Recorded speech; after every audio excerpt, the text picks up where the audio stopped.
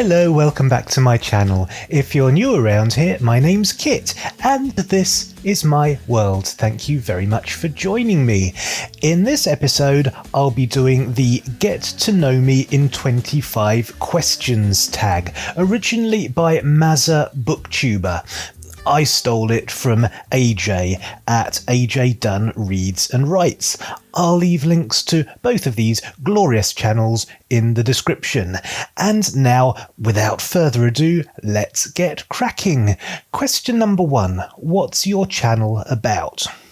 Well, Kit's World is about my world, and because I started the channel during a lockdown, my world mainly consisted of me being within these four walls, reading and also watching films and TV shows. I started off reviewing films and TV shows. Those videos didn't do so well, so I moved mainly into booktubing. But I still have hopes and aspirations that as the world reopens and returns to some semblance of normality post-plague, I might be able to also do theatre visits and review some shows, explore how the world of theatre has changed in a post-COVID world, and do vloggy type stuff, some travel vlogs, anything arts and cultural related. Just stuff that interests me. Kit's World is about Kit's World, all the things that interest Kit. Question number 2. How old are you? That's an interesting question because until fairly recently, I thought I was a certain age. And it turned out I'd got my sums wrong. So I actually thought I was a year older than I really was. But now I'm still not 100% sure. I think I'm 47, but I might be 46. I can't remember. I'll work it out on my fingers and toes later, and I'll put a graphic up. I think I'm 46 or 47. Moving on. Question number 3. What's your relationship status? I'm in a loving and committed relationship. Thank you. Question number 4. Did you go to college/occupation? I dropped out of school, what Americans would consider high school. I was 14 years old and I dropped out and immediately went to work in my local theatre, and I also made some films and did lots of other stuff as well. Basically, I went straight into the showbiz world, into the film, television and theatre industry, and I was very happy and very busy in that industry for a number of years. But then, just to boost my self-confidence a little bit, I decided to actually get some formal qualifications in theatre. So I went to night school and did a course, a 3-year course. I can't even remember what it was now, but I passed with distinction anyway. It was theatre technical. It was all aspects of the technical side of theatre, mainly lighting and sound design, and I passed with distinction. But I was already working solidly in the industry before that point, so it was really just something to do to boost my confidence a bit. Question number 5. Where are you from/live? I was born in Buckinghamshire in England, but I was raised in South London. And then at the age of 20, I moved to the southeast coast of England in Kent. And then about 6 or 7 years ago, I moved to where I am now, which is in the Midlands. I'm in Nottinghamshire currently. Question number 6. Looking back, what would you have told your 10-year-old self? Don't get fat. And also, be happy being gay. Be out and proud. Stay slim, stay fit, be gay. Question number 7. Tell us about your family. Well, I've discussed this on the channel before, but for anyone who hasn't seen those videos, I was born into a showbiz family. Both my parents were actors. My grandma was a famous author and academic and activist, quite a high-achieving family. I'm probably the lowest achiever on my entire family tree. But my parents were actors, so I grew up surrounded by theatre and all the arts, really. So I had a very cultural and bohemian childhood. I had a brother who was 4.5 years younger than me, and he died of cancer in 2018, aged 39. He had just turned 39. And then last year, my dad died, and so now it's just me and my mum, and that's my family. Question number 8. What's your favourite holiday? I used to be a really Christmassy person. I used to get very excited by the magic of Christmas. Now I'm kind of a humbug. I don't really have a favourite holiday anymore, but I would like to say any holiday that allows me and my better half to spend more time together, that's a good holiday. Question number 9. You have no budget. What is your dream vacation? Well, I've just recently discovered the whole van life movement. Camper vans, not the same as caravans. We don't like caravans. What we like is something that looks like a van, something that might have painters and decorators inside it. But instead, it's got beds and sofas and televisions and kitchens and showers, and people live in it. And I find that sort of thing quite exciting. Me and my other half are planning on doing van life at some point in the future. I really am quite excited about the idea of having a camper van and just driving all around Europe, exploring beautiful and interesting places. I've got some specific places in mind as well. So on zero budget, I would do the van life thing. Question number 10. Name your biggest pet peeves.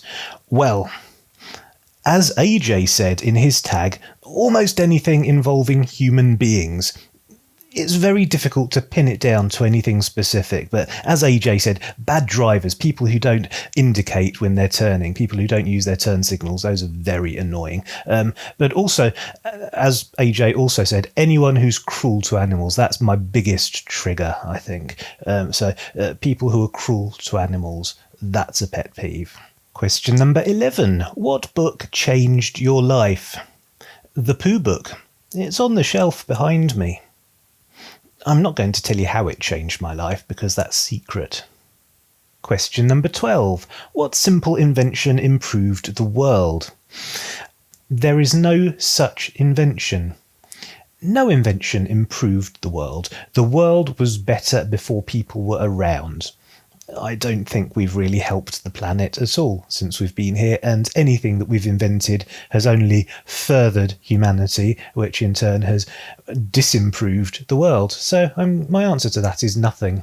Question number 13. Favourite movies/TV shows? Well, this could be a very, very long list. I could go on ad infinitum. But as AJ did, I'm going to mention straight away Stand By Me. That's a brilliant film. And also The Shawshank Redemption. Brilliant film. There are so many that I can't even begin to list them all. TV shows, well, I love Breaking Bad. I love The Crown. I love Outlander. I love... there are just too many. Moving on. Question number 14. Describe yourself using 3 fictional characters. Lord John Grey, my favourite character from the Outlander books by Diana Gabaldon. I love Lord John Grey. He's kind of an aspirational character. I think he's a good guy.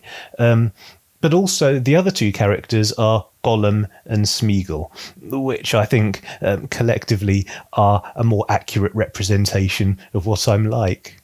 Question number 15. What was your dream job? Film director, obviously film director. From a very young age, I had decided that I was going to be the next Steven Spielberg, because back in those days, Spielberg was the biggest thing in the universe. He was the biggest director, he was making the biggest movies, everybody loved Spielberg and everybody loved his films. And I grew up as a young filmmaker sincerely believing that I was destined for that sort of greatness. The confidence and the arrogance and the cockiness of callow youth. I thought I was going to be the next Steven Spielberg. It didn't quite happen. Question number 16. If magic was real, what spell would you learn first? Again, I've got a changed answer for this one. My impulse answer, the first thing I thought of, was flying, the ability to fly. I love flight. I've always loved flying. I've always loved Superman. Any movies in which people could fly got me very excited, and I've always dreamed about being able to fly. But I've thought again, and I've decided it's going to be shape-shifting, but not shape-shifting into fixed and immutable forms like change into a lion or a tiger or another person who is very specific and fixed and you change into that thing. No. I would like to be able to be totally in control of the metamorphosis. I'd like to be able to stand in front of a mirror and adjust the length of my nose and the height of my cheekbones and the width of my chin. I'd like to be able to adjust my height to very specific standards. I'd like to be able to obviously adjust my weight and I'd like to have a waistline, please. Can I have a waistline, please? Yes, because I'm a shapeshifter. Obviously, a much bigger penis. All of these sorts of things would make me very, very happy. And I could adjust my shape and my appearance depending on my mood or depending on who I happen to want to impress at any given moment. But additionally, and this is where it's genius, I could grow wings and therefore achieve flight, and my first idea would come true as well. So definitely shape-shifting with all of the caveats and conditions listed above. Question number 17. Share a favourite childhood memory. I've got lots, because despite having a pretty shitty childhood in many ways, because I had to go to school and interact with other human beings, I also grew up in theatre. I spent my entire childhood travelling from theatre to theatre around the country, whatever show my dad happened to be in. And one particular perfect childhood memory is the year that my dad was in Peter Pan, because I was obsessed with flying, specifically wire flying, as in Peter Pan. I'd always wanted to do it, and I just loved watching it in shows. I would go and see productions of Peter Pan whenever I could. So the fact that Dad was in a production of Peter Pan was so exciting, and it was in Newcastle, which was an exciting city to go and live in. It was over the Christmas period, so me, my brother and my mum went and moved to Newcastle for Christmas while Dad was in Peter Pan. I got to see the show every night, and on matinees twice a day I got to see it. I knew all the cast. I spent all my time backstage. It was just an absolutely thrilling time, and it wasn't that different from any of the millions of other shows that we followed Dad to, but it was specifically magic because it was Peter Pan, and it was a particularly good Christmas. It was the Christmas of 1986, I think. And it was so good, in fact, that I wrote a book about it, a full-length novel based on that Christmas, which I called The Backstage Boys, and I'm hoping to publish one day. Question number 18. What is your favourite social media platform and why? Well, it's YouTube. I don't really like any of the others. In fact, I think they're stupid. I can't bear social media, and I avoided it for years. I only this year bought my first mobile phone. So I really don't like any of that stuff at all. But YouTube, I think, is brilliant. I've finally discovered all the joy of being a YouTuber, even though it also enrages me. Lots about YouTube really pisses me off. And don't even get me started on the fact that I can't even describe myself as gay on YouTube, because the word gay apparently is offensive, which means I'm offensive, apparently. Oh, I've got myself started. I'm going to stop before I go off on a rant. Question number 19. If you could pick any book character, who would you spend the day with? Well, I have spent a ridiculously long time pondering this question, and I'm really struggling to come up with an answer, because it's just one day, and you can't do very much meaningful in a single day. And any favourite book character is someone I'm going to want to spend a considerable amount of time with. So who would I want to spend just a single day with? I don't know. I can't think of anyone. I'm going to say Night Eyes the Wolf. I'd like to spend a lifetime with Night Eyes. He's my favourite literary character. But if I only get to spend a single day with a character that I love from a book, then I suppose it's going to have to be Night Eyes. Question number 20. What's your spirit animal?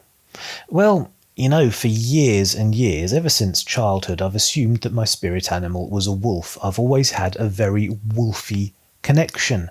But I love cats. I love cats so much, and cats are unquestionably my favourite animal. I love them. It's not to say that I don't love other animals. I love most animals, but I really, really, really love cats. But I'm not sure if cats are my spirit animal or not.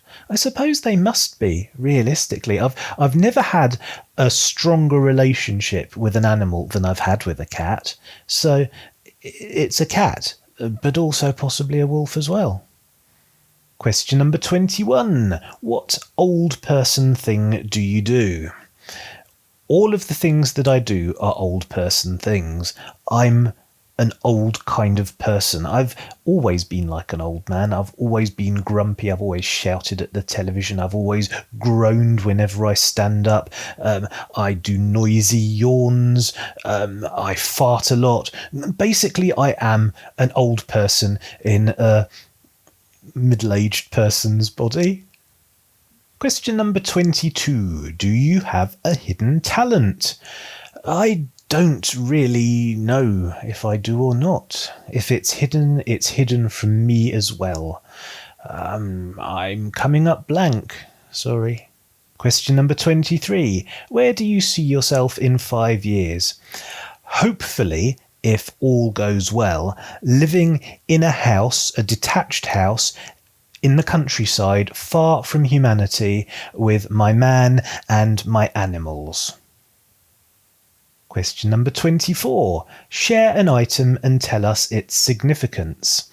Again, I've racked my brains wondering what to show you, and a couple of things that I could have showed you made me cry just thinking about showing it to you, and I don't want to cry in this video. So I'm going to show you this, because this makes me happy. It's very simple. It's just a pride bracelet. It's rubbery. It's kind of like a quite strong elastic band. It was a free gift. It came with some sunglasses, and I really like it because it just sits on my desk and I fiddle with it like a stress toy. And everything about Pride makes me happy anyway. I love the Pride colours. I get great joy just from seeing the Pride flag. It immediately makes me think home, family, happy people, people who are like me, all of that stuff. Pride makes me happy, and the Pride colours make me happy, and this thing makes me happy and de-stressed. So it's my funny little Pride bracelet. Question number 25. Now tag some people. Well, I very rarely tag people. It makes me feel tremendously uncomfortable. I have just watched a video, the umpteenth video, from Sandy at Miss Reads a Lot, who I would like to shout out, by the way. She's fabulous. She's a terrific booktuber. Hello, Sandy, you're marvellous.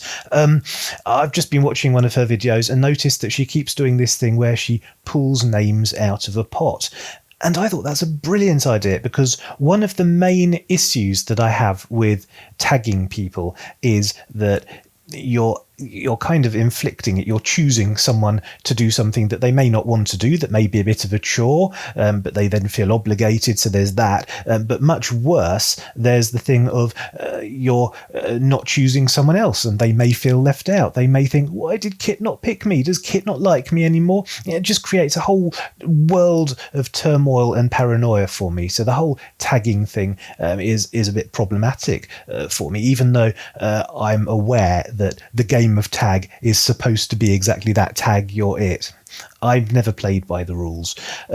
However, what I'm going to say is that since Sandy at Ms. Reads a Lot has given me this idea, which I'm considering. I'm not definitely going to do it, but I'm considering having a pot with people's names in so that I can pick people at random for this very specific problem.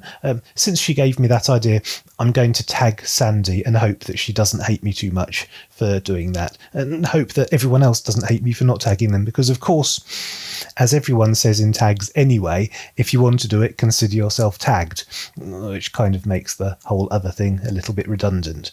But anyway, if you want to do the tag, consider yourself tagged, but I'm going to tag Sandy at Ms. Reads a Lot because she's brilliant and she's got a pot full of names, and I think that's quite clever. And on that note, I think I'll call it a day. Thank you very, very much for watching. I hope you enjoyed it. If you did and you haven't already, you know what to do. Please hit the subscribe button, hit the like button, share, comment, do all the good stuff, and I will see you next time. See you later.